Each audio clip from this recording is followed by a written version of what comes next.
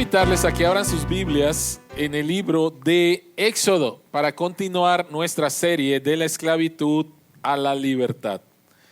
El libro de Éxodo, y vamos a continuar nuestra serie de la esclavitud a la libertad. Este es el mensaje número 10. Este es el mensaje número 10 y se llama redención. Este es el mensaje número 10, se llama redención. Abran sus Biblias en Éxodo capítulo 13, versículos del 1 al 2 y versículos del 11 al 16. Si a alguien le hace falta una Biblia, todavía en la parte de atrás tenemos algunas Biblias.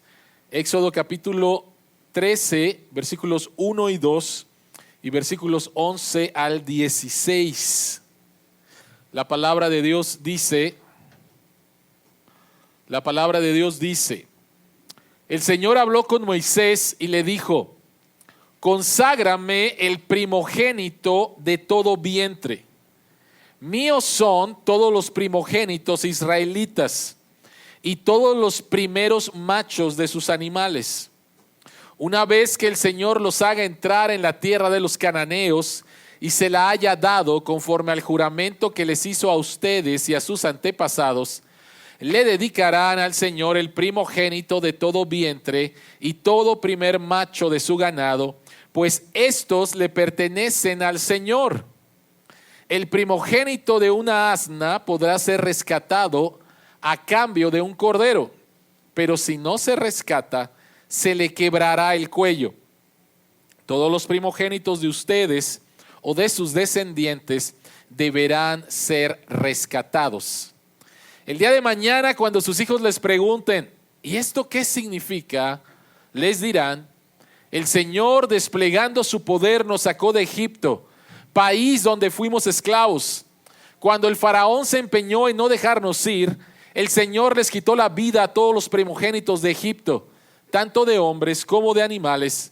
Por eso le ofrecemos al Señor en sacrificio el primer macho que nace y rescatamos a nuestros primogénitos.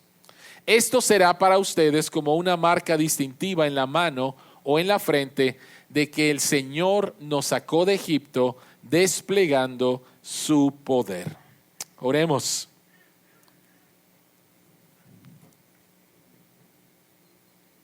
Señor, en esta tarde ya queremos rogarte nuevamente, abre nuestros ojos para ver las maravillas que hay en tu palabra. Y que tu Espíritu Santo, Señor, nos pueda guiar a toda la verdad del Evangelio, la pueda aplicar en nuestros corazones y seamos transformados. Te pedimos esto en el precioso nombre de Jesús, nuestro Salvador, nuestro Redentor. Amén. Amén. En el libro Dioses Falsos de Tim Keller, él menciona una historia de una mujer llamada María. María era una extraordinaria música, era una artista, pero también tenía algunos problemas mentales y estuvo visitando algunos hospitales psiquiátricos. Y María se acerca al pastor Tim Keller y le pide que pueda escuchar los informes que le están dando sus doctores con respecto a su salud mental. Y esta es la información que recibió el pastor Tim Keller con el permiso de María. María adora virtualmente la aprobación de sus padres y ellos siempre han querido que sea una artista de fama mundial.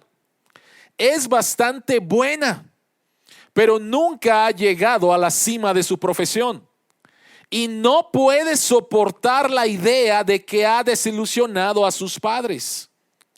Los medicamentos la ayudaban a controlar su depresión, pero no podían llegar hasta la raíz de esa depresión. Su problema era una creencia falsa impulsada por un ídolo. Se decía a sí misma: si no puedo ser una violinista famosa, entonces habré defraudado a mis padres y mi vida es un fracaso. Si no puedo lograr ser una violinista de fama mundial, el peso de defraudar a mis padres, el peso de eso no me puede dejar vivir. Tengo una pregunta para ti. De hecho, son dos preguntas para ti.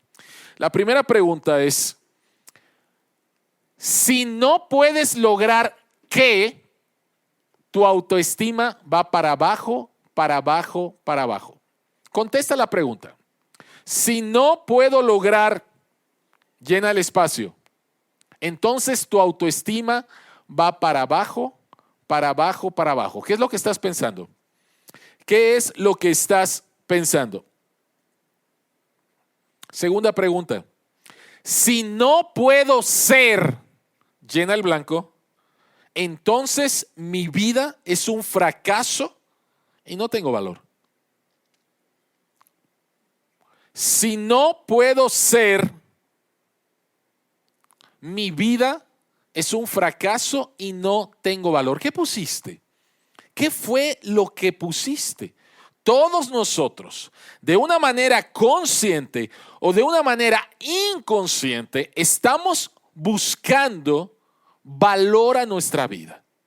Y a través de cosas que hacemos nos sentimos valorados, y cuando estas cosas no se logran, nos sentimos fracasados.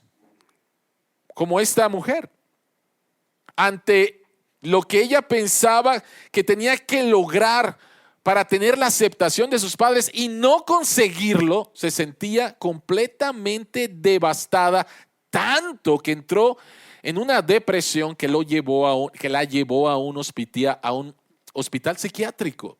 ¿Qué con respecto a ti? Si no logro, si no llego a ser, ¿cuánto valgo? ¿Cuánto verdaderamente valgo? Este pasaje, en Éxodo capítulo 13, versículos 1 y 2 y 11 al 16, vamos a descubrir que nuestro valor está en la redención que Dios ha hecho por nosotros. Así que la pregunta que queremos contestar en esta mañana es: ¿cómo la redención establece tu valor? Ahora, aquí ya tenemos un problema, porque ¿cuántos de ustedes en esta semana utilizaron la palabra redención? ¿Sí? Muy pocos.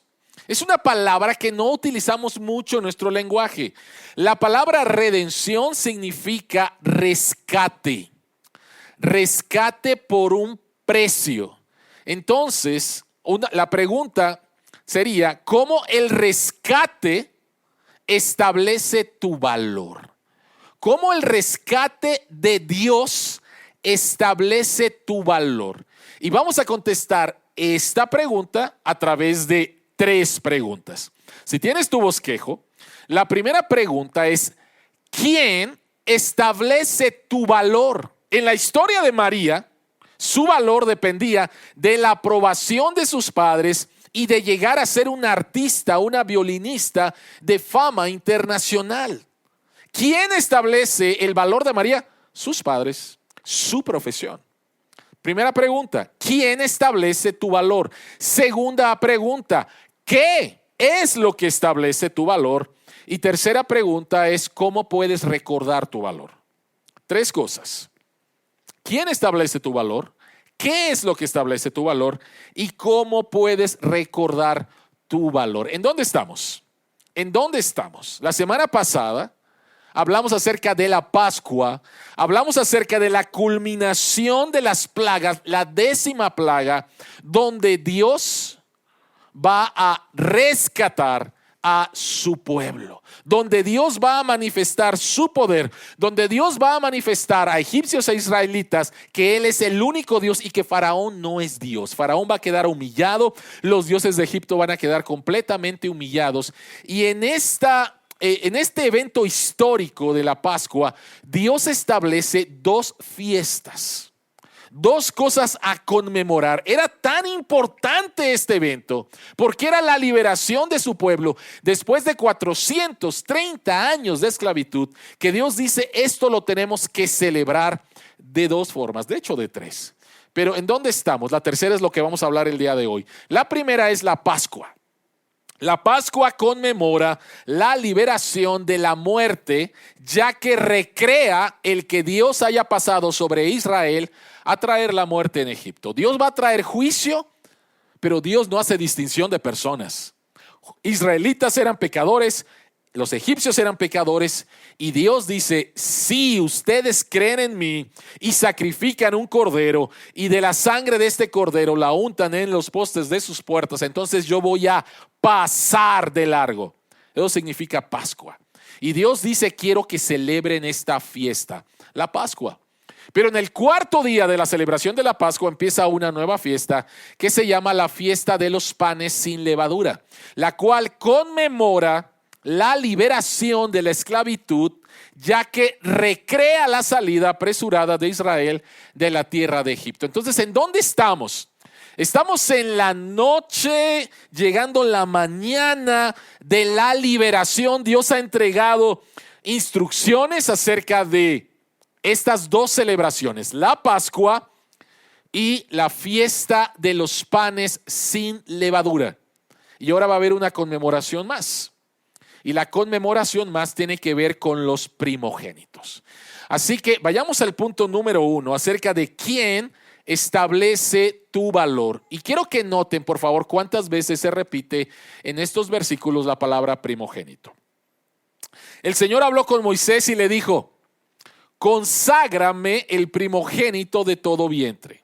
Míos son todos los primogénitos israelitas y todos los primeros machos de sus animales. Versículo 11. Una vez que el Señor los haga entrar en la tierra de los cananeos, cuando llegaran a la tierra prometida, le dedicarán al Señor el primogénito de todo vientre y todo primer macho de su ganado, pues estos, y noten por favor, estos le pertenecen a Dios. Estos le pertenecen a Dios. No es la primera vez en la cual Dios empieza a hablar acerca de los primogénitos, porque en Éxodo capítulo 4, el versículo 22, el mensaje que Dios a través de Moisés le da a Faraón es este: entonces tú le dirás de mi parte al Faraón: Israel es mi primogénito. Israel es mi primogénito. Éxodo capítulo 22, versículo 29 dice: no te demores en presentarme las ofrendas de tus graneros y de tus lagares. Tus hijos primogénitos serán para mí. Y no tan solo habla acerca de los primogénitos de Israel, sino que también habla acerca de los primogénitos de Egipto. Porque Éxodo capítulo 13, versículo 15 dice: cuando el faraón se empeñó en no dejarnos ir, el Señor les quitó la vida a todos los primogénitos de Egipto, tanto de hombres como de animales. Y la pregunta es: ¿de qué se trata todo este asunto de los primogénitos? ¿Cuántos primogénitos hay aquí? Varones. Está hablando de los primogénitos varones. Ok. ¿Cuántos primogénitos? O sea, ¿de qué se trata esto? ¿Cuál primogénitos, entregárselos a Dios, y también el de los machos? ¿De qué se trata todo este asunto? En la cultura antigua, y todavía en algunas culturas el día de hoy, todas las esperanzas y todos los sueños de un hombre y su familia descansaban en la persona del varón primogénito. Nosotros vivimos en una sociedad occidental individualista. Cada quien ve por sus propios intereses. En ese tiempo no. Y como cultura mexicana yo creo que todavía lo entendemos, aunque se ha estado perdiendo. Era una cultura centrada en la comunidad. No era lo que yo voy a lograr por mí mismo y ustedes quién sabe. No, todos trabajaban para la comunidad, para la familia. Y la persona más importante en la familia era el primogénito. El primogénito tenía varios privilegios. Uno de ellos era que iba a recibir una porción doble de la herencia. La herencia se iba a repartir, pero 2/3 partes le correspondían al primogénito. ¿Por qué? Porque el primogénito, como está ahí en la pantalla, representaba a toda la familia y la descendencia por venir. No era simplemente que representaba a la familia, sino que también representaba a toda la familia que iba a venir.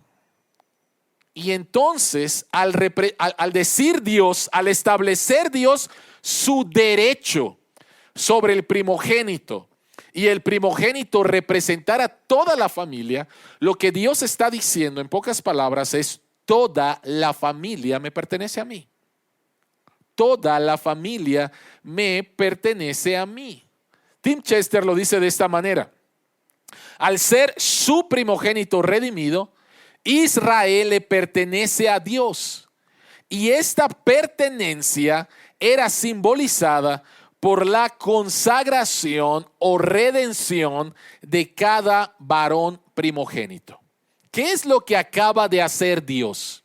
Dios acaba de redimir, o Dios está redimiendo, porque estamos en esa noche. Dios está redimiendo, Dios está rescatando a su hijo, a Israel.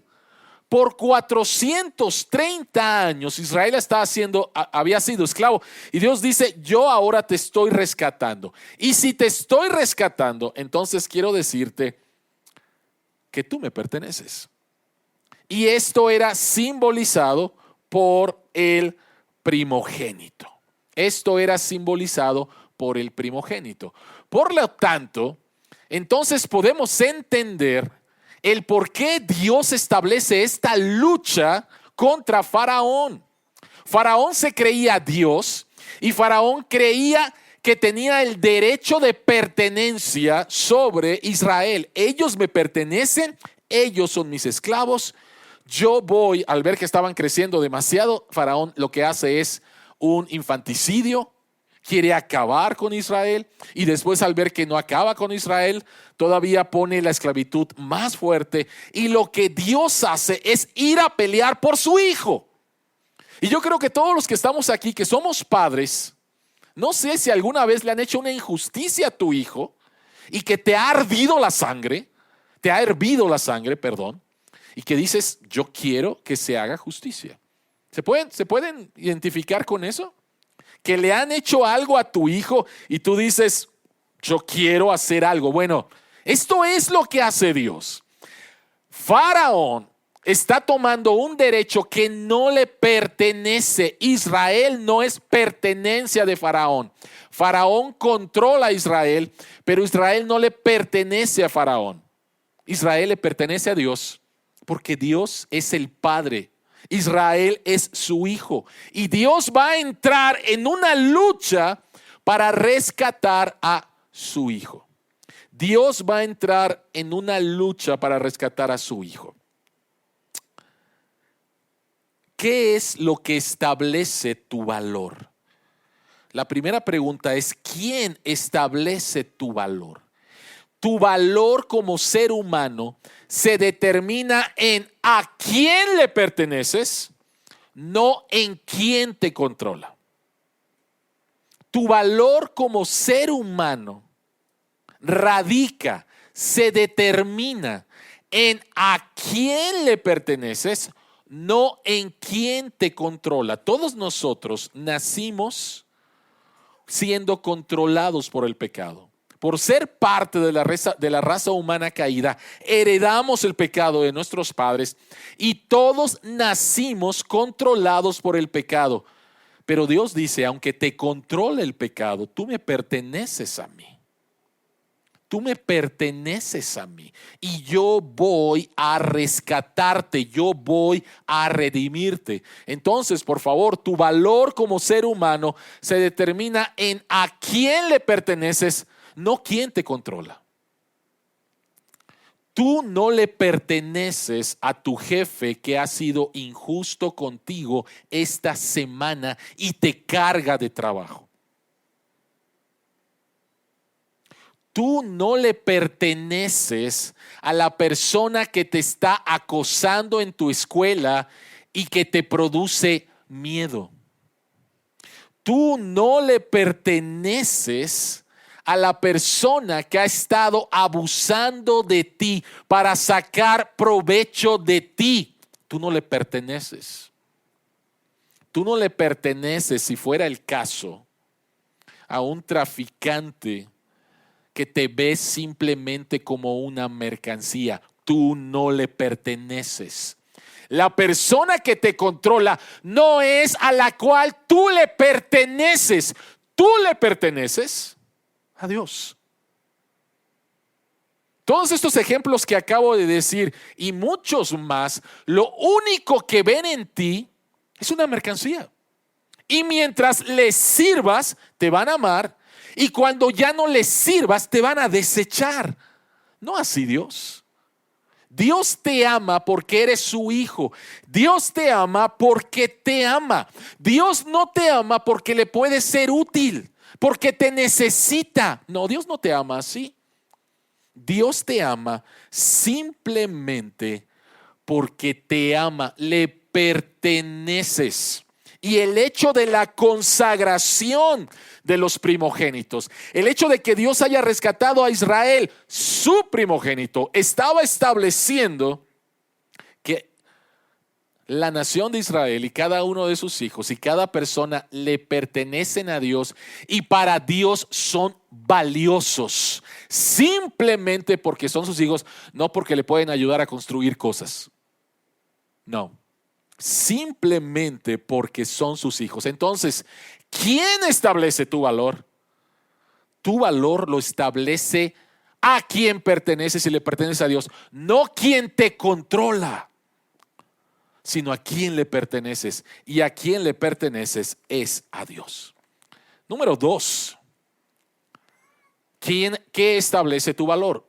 Quien establece tu valor es Dios, pero la pregunta es, ¿qué es lo que establece tu valor? Veamos por favor Números capítulo 18, versículo 17 dice: pero no podrás rescatar, redimir al primogénito de un toro, de una oveja o de un macho cabrío, pues son santos. Rociarás su sangre en el altar y quemarás su grasa como ofrenda presentada por fuego de aroma grato al Señor. En otras palabras, todos los animales limpios, el primer animal nacido, macho, de todos los animales limpios, Dios dice, me pertenecen a mí y sacrifícalos. Y esto simbolizaba nuevamente que Dios era el dueño. Pero había una excepción. Vean por favor en los versículos 12 y versículo 13. Y dice, todo primer macho de su ganado, pues estos le pertenecen al Señor, el primogénito de una asna, o sea, un burrito, podrá ser rescatado a cambio de un cordero, pero si no se rescata, se le quebrará el cuello. En otras palabras, este animal, un burrito, iba a ser rescatado por Dios. Era un animal impuro, no podía ser sacrificado. Entonces había dos formas de rescatar, de redimir a un burrito.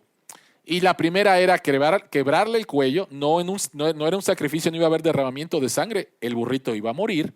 La otra opción era un sustituto para el burrito. Ahora, si esto es lo que Dios hacía, lo que Dios demandaba para redimir animales, tanto puros como impuros, la pregunta es, ¿y nosotros? ¿Y los seres humanos? ¿Qué con respecto a los hijos primogénitos? ¿Cómo iban a ser redimidos? Es interesante que después de que Dios da la instrucción acerca de los burros, Dios da la instrucción acerca de los seres humanos. Y dice en la segunda parte del versículo 13, todos los primogénitos de ustedes o de sus descendientes deberán ser rescatados, deberán de ser redimidos. El primogénito de cada familia era redimido, era rescatado al ofrecer una oveja en su lugar o un sustituto. Dios no pedía sacrificios humanos, eso estaba prohibido. Entonces, para que los primogénitos fueran rescatados, lo que Dios decía, la manera en la cual van a ser rescatados es a través de un sustituto. Alguien va a morir en lugar del primogénito. Tim Keller dice lo siguiente, comentando esto. cuando Dios les dijo a los israelitas que la vida del primogénito le pertenecía a él, a menos que fuera rescatado, estaba diciendo de la manera más clara posible para aquellas culturas que todas las familias de la tierra tenían una deuda con la justicia eterna, la deuda del pecado. Ustedes son pecadores. El primogénito representa a toda la familia y su descendencia, y para que sean rescatados se necesita un sustituto. Se necesita un sustituto. Si no entendemos esto, entonces no vamos a entender posiblemente una de las historias más difíciles de la Biblia en Génesis capítulo 22. ¿Recuerdan esta historia? Está Abraham, ya tiene a su hijo Isaac, y Dios le dice: quiero que tomes a tu hijo Isaac, al que amas, y lo lleves a este monte y lo sacrifiques. Pues no, que Dios no demanda sacrificios humanos. ¿Por qué Dios hace eso con Abraham? Si no entendemos esto del primogénito y que necesita ser rescatado, no vamos a entender esta historia. La explicación común de esta historia es la siguiente. Dios estaba probando a Abraham para ver si Abraham le amaba, y entonces Dios le pide a Abraham: sacrifica a tu hijo. Pero si nos vamos por esa explicación, nos metemos en muchos problemas. Y sobre todo gente no creyente. ¿Qué Dios le pide a un hombre que le demuestre su amor y que sacrifique a su hijo? Eso es muy fuerte. Eso no está bien. Nos metemos en muchos problemas. Pero al empezar a entender la idea de los primogénitos y ser rescatados, entonces podemos entender un poco mejor esta historia, en especial con la actitud de Abraham. Cuando Dios le dice a Abraham: quiero que tomes a tu hijo, a quien amas, y lo lleves al monte Moriah y allá lo entregues en sacrificio, ¿qué es lo que hace Abraham al siguiente día? Dice: muy de mañana Abraham se levantó, tomó a su hijo Isaac, tomó a sus siervos y se fue al monte Moriah. En otras palabras, ¿por qué Abraham hizo eso? Abraham no retrocedió. Abraham no le dijo a Dios: espérame, no te entiendo. Tú me prometiste un hijo, te tardaste 25 años en dármelo, y ahora que lo tengo y que es un adolescente, me estás pidiendo que lo sacrifique a ti. Tú debes de estar mal, yo no entiendo. Me voy a quedar aquí una semana, voy a ayunar, voy a pensar, a lo mejor entendí mal el mensaje. Abraham no hace eso. Abraham no retrocede, inmediatamente obedece a Dios. ¿Por qué lo hace? Pues porque Isaac era un adolescente y ya no la aguantaba. No va por ahí. No va por ahí. ¿Por qué obedece Abraham? Y Abraham obedece porque entonces él sabe que Isaac es su primogénito, el hijo de la promesa, no Ismael, Isaac. Y él sabe que Isaac le pertenece a Dios.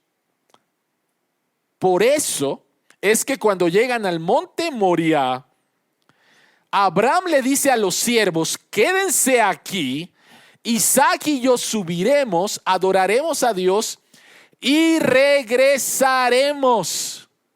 Abraham no dice: quédense aquí, Isaac y yo vamos a subir, yo voy a bajar, Isaac quién sabe. No dice eso. Dice: vamos a regresar. Porque Abraham entendía que lo que estaba haciendo es Dios demandando, ejerciendo su derecho sobre su primogénito Isaac, y al mismo tiempo Dios iba a dar la manera en la cual Isaac iba a ser rescatado. Por eso cuando Isaac le dice: papá, tenemos la leña, tenemos el fuego y el sacrificio.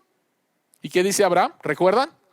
Dios proveerá, Dios se proveerá del sacrificio. Entonces, por eso es que Abraham está allá y Dios provee el sacrificio. Isaac, el primogénito, quien representa a toda la familia del pacto, a todo el pueblo de Dios, es redimido, es rescatado por un sacrificio. Hay derramamiento de sangre. Y aquí empieza entonces en las Escrituras la enseñanza de la redención, del rescate por medio del sacrificio de un sustituto.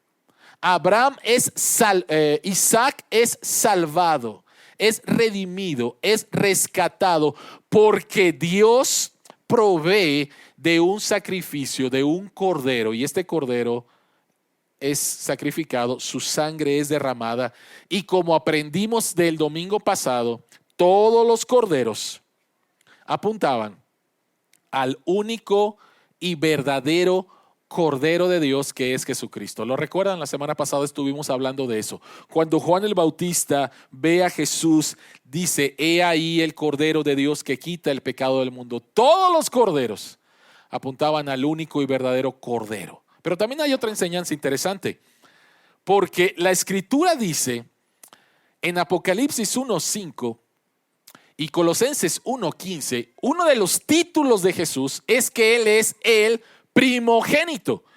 Apocalipsis 1:5 dice: y de parte de Jesucristo, el testigo fiel, el primogénito de la resurrección, el soberano de los reyes de la tierra, al que nos ama y que por su sangre nos ha librado de nuestros pecados. Colosenses 1:15, hablando de Cristo.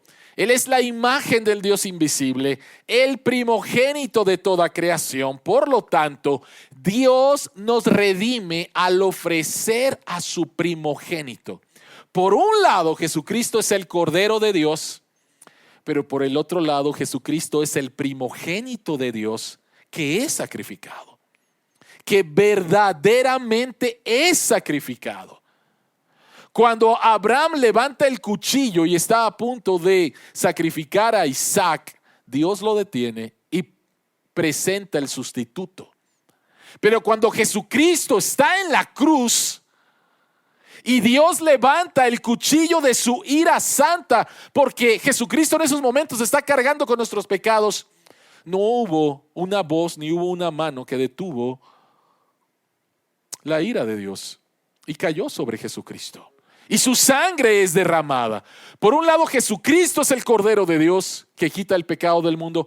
Por el otro lado, Dios nos redime al ofrecer su primogénito. Dios nos redime al ofrecer su primogénito.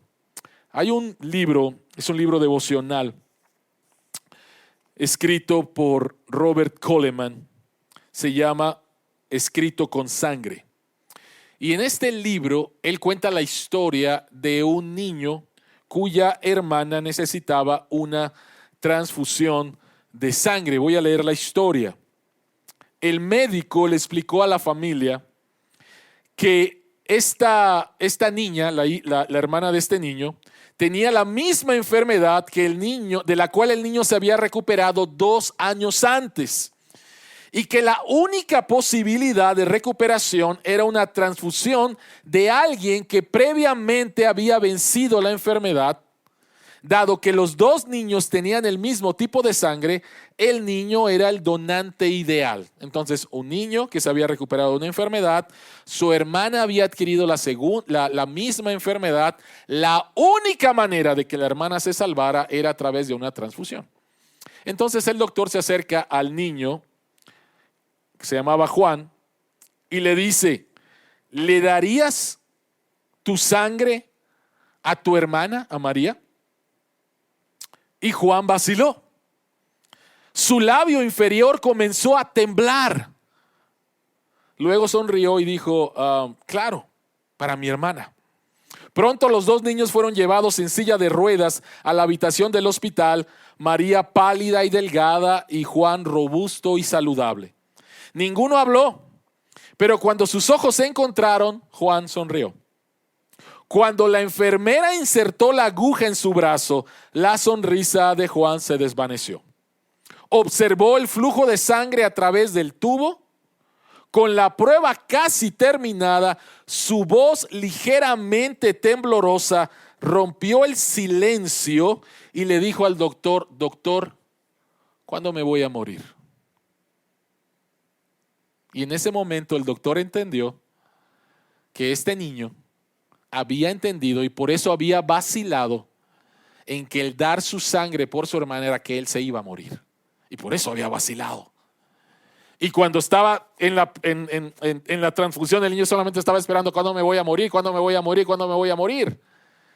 Y por eso le preguntó al doctor, doctor, ¿cuándo me voy a morir? El niño, con temor, con miedo, pero estaba ahí dándole la sangre a su hermanita. Primera de Pedro, capítulo 1, versículos 18 y 19, dice: sabiendo que no fuisteis redimidos de vuestra mala manera de vivir heredada de vuestros padres con cosas perecederas como oro o plata, sino con sangre preciosa como de un cordero, sin tacha y sin mancha, la sangre de Cristo. La manera en la cual tú y yo somos redimidos es por la sangre de Cristo, la cual es preciosa. ¿Quién establece tu valor? Dios.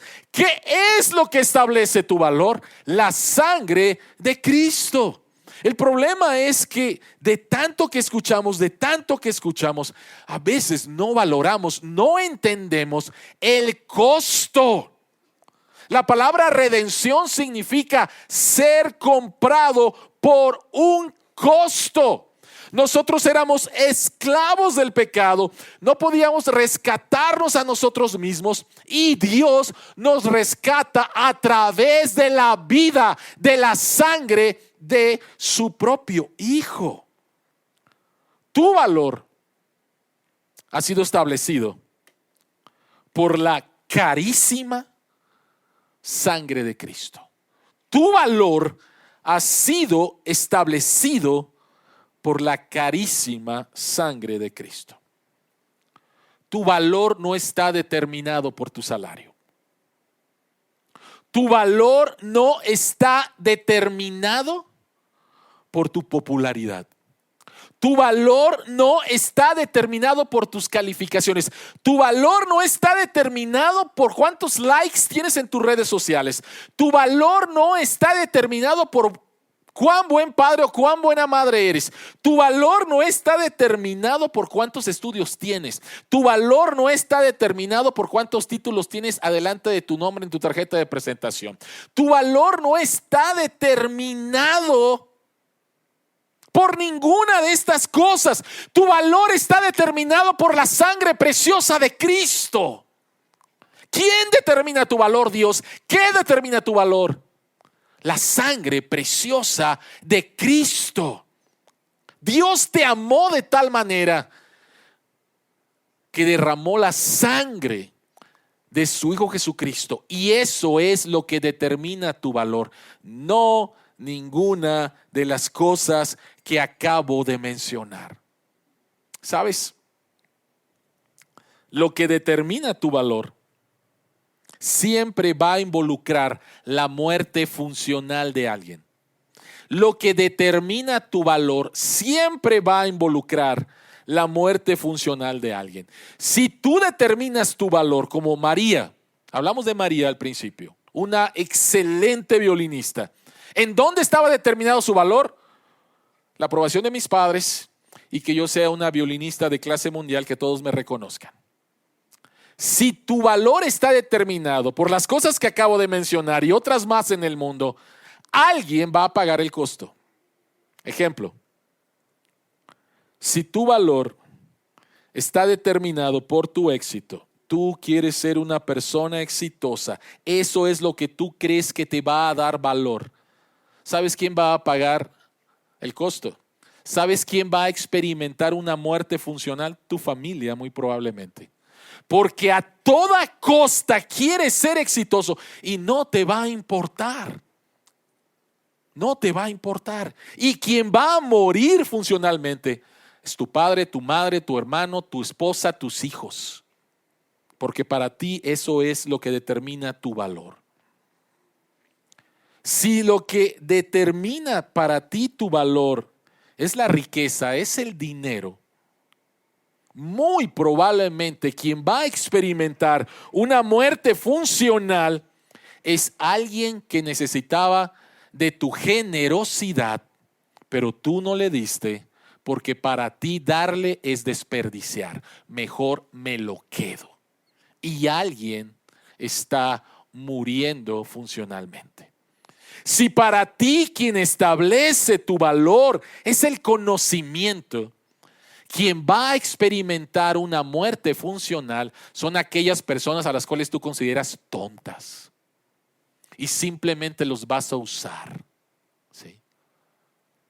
Alguien siempre va a pagar el costo de lo que tú estás poniendo tu valor.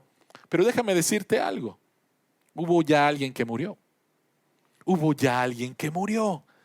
Tú no necesitas morir. Tus seres amados no necesitan morir. Hubo ya alguien que murió y lo hizo por amor a ti. Y esta persona es Cristo. Tú no necesitas destruir ni tu vida, ni la vida de nadie más. Si tú aceptas, si tú recibes el valor que Dios te ha dado y la sangre que establece tu valor, que es Cristo. Si no lo haces, alguien más va a morir funcionalmente. Tú vas a morir funcionalmente. Vas a morir al estar adorando un ídolo que al final no te va a dar lo que estás buscando tarde o temprano. Solamente la sangre preciosa de Cristo es la que te puede dar el valor que tú estás buscando. Ya fue comprada para ti. Ya fue derramada para ti. ¿Y sabes qué? No puede ser perdida. No puede ser robada.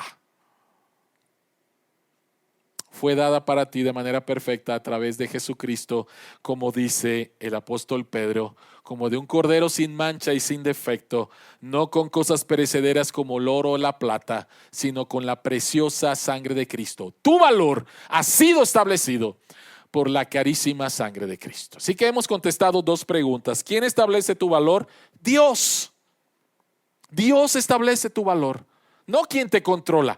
Dios a quien le perteneces. Porque Él es tu creador. Y la segunda pregunta es: ¿qué establece tu valor? La sangre preciosa de Cristo que fue derramada para rescatarte. Tercera pregunta, ¿cuál es una implicación con respecto a esto? ¿Cuál es la implicación principal de el ser rescatados por Dios? Pablo dice en 1 Corintios 6, 19 al 20, ¿acaso no saben que su cuerpo es templo del Espíritu Santo, quien está en ustedes y al que han recibido de parte de Dios? Ustedes no son sus propios dueños. Fueron comprados por un precio. Eso es redención. Ser comprados, ser rescatados por un precio es redención. Entonces, fueron comprados por un precio. Por lo tanto, honren a Dios con su cuerpo. ¿Cuál es la implicación práctica de la redención, de que tú has sido rescatado y que le perteneces a Dios? De que todo le pertenece a Dios. Entonces, toda tu vida le pertenece a Dios. Tú no te perteneces a ti mismo, le perteneces a Dios. Y por lo tanto quisiera mencionar rápidamente tres implicaciones con respecto al dinero, al tiempo y a tus talentos. Con respecto al dinero, si tú has sido rescatado por Dios y ya no te perteneces a ti mismo, entonces tu dinero no es tuyo, es de Dios, y Él te lo da para que lo administres. Y de hecho Dios te va a pedir cuentas. Y una de las cosas que Dios dice que administres bien su dinero es adorarle a Él a través de tus diezmos y ofrendas. Si tú no estás diezmando a tu iglesia local, lo que tú estás haciendo es una declaración funcional de que es tu dinero, no es de Dios. Es tu dinero, no es de Dios. Y entonces, ¿le perteneces a Dios? ¿Fuiste comprado por Dios o no? ¿Fuiste rescatado a un gran precio o no? Y cuando tú entiendes que todo le pertenece a Dios, entonces con alegría puedes venir delante de Dios y adorarle a través de tu dinero. Y poder entender y disfrutar de las bendiciones de Dios en esto. Hablemos acerca del tiempo. Hablemos acerca del tiempo. Si tú solamente vienes a la iglesia y dices, este es el único tiempo que puedo separar para Dios, Este es el único tiempo que puedo separar para Dios. Entonces lo que estás diciendo es una declaración funcional de que tu tiempo te pertenece a ti. Entonces que Dios se conforme con el tiempo que estoy en la iglesia y todo lo demás es mío. Pero no es así.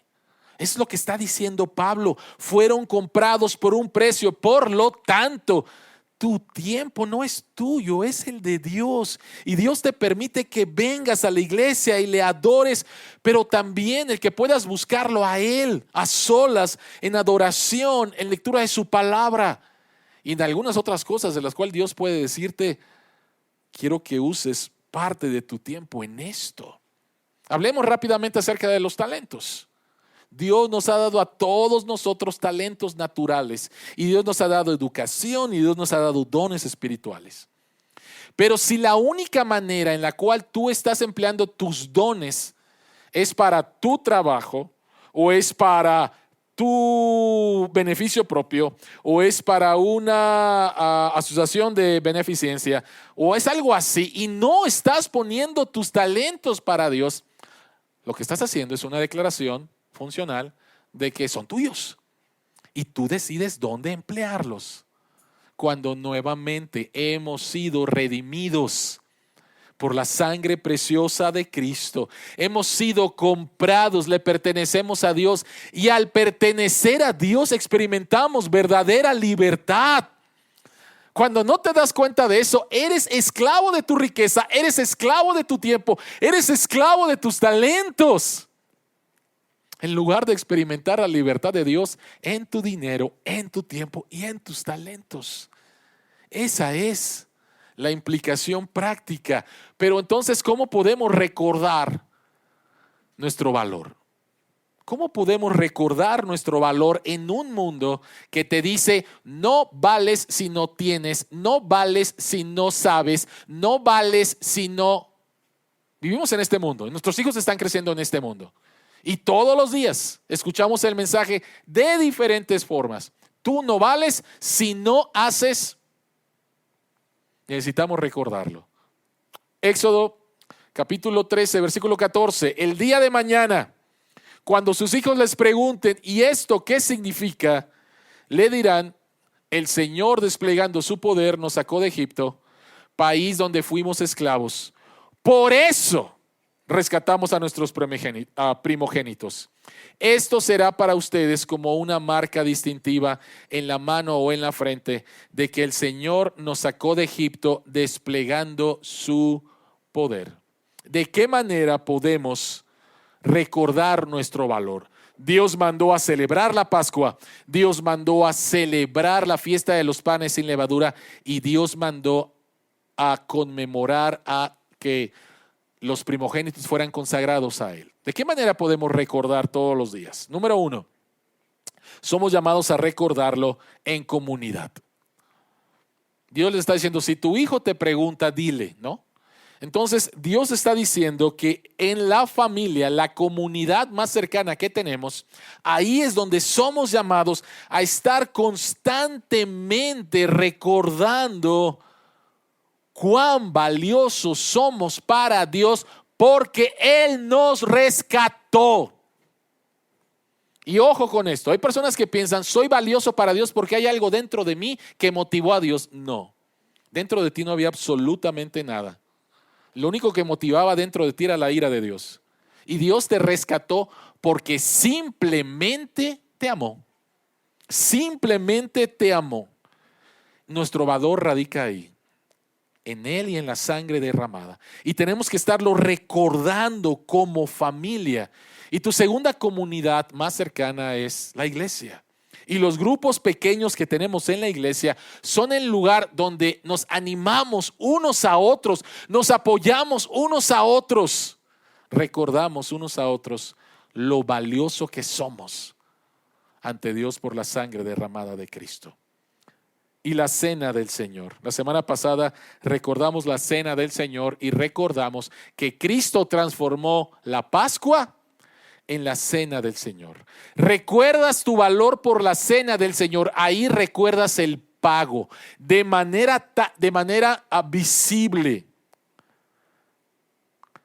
de manera sensible. podemos tocar el pan, podemos beber la copa. Recordamos que nuestro valor ha sido establecido por Dios por la sangre derramada de Cristo como pago de un rescate. ¿Quién establece tu valor? Dios. ¿Qué establece tu valor? La sangre de Cristo. ¿Cómo puedes recordar tu valor? En medio de una familia. En medio de una familia. En medio de la familia de Dios. ¿Cuántos de ustedes recuerdan Toy Story, la número 1? Niños, adultos, todos, creo que todos la hemos visto. Y si no la has visto, te has perdido de una película genial. ¿Qué era lo que más le daba orgullo a Woody, el vaquero? Que en sus botas estaba escrito ¿qué? El nombre de Andy. ¿Por qué?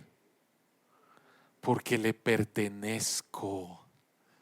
Y el pertenecer a Andy me da valor, me da significado y me da propósito. Uno de los juegos que hacía con mi hijo cuando él estaba chico y se dejaba, era que de repente él estaba por ahí y yo me le lanzaba y lo abrazaba y le decía: eres mío, eres mío, eres mío, eres mío. Sí. Esclavo del pecado. Y Dios a través de Jesucristo envía a su Hijo a rescatarme, y ahora Dios me abraza y nos besa y nos dice: eres mío, eres mío, eres mío. Y tu valor está ahí. ¿Qué fue lo que pasó con María? ¿Qué fue lo que pasó con María?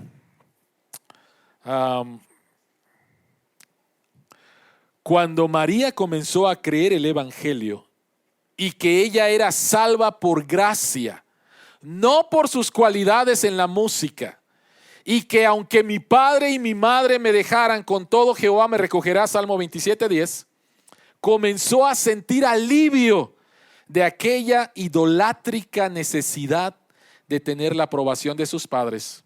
Con el tiempo, su depresión y su ansiedad comenzaron a disminuir, y así pudo entrar de nuevo en su vida y en su carrera musical.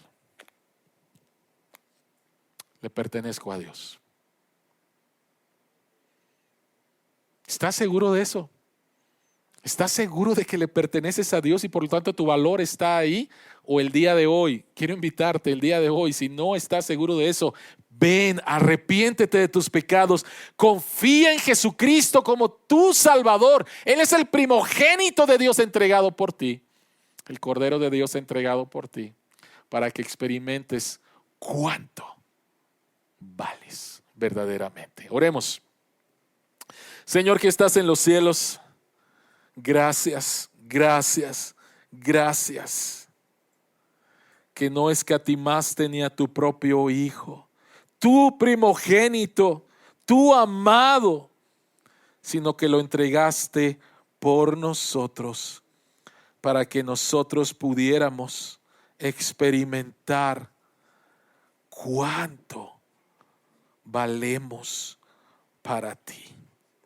Gracias, Señor Jesús, por derramar tu sangre. Gracias, Espíritu Santo, por venir a nuestros corazones y hacerlo real. Gracias, Padre, por amarnos de tal manera. En el nombre de Jesús oramos.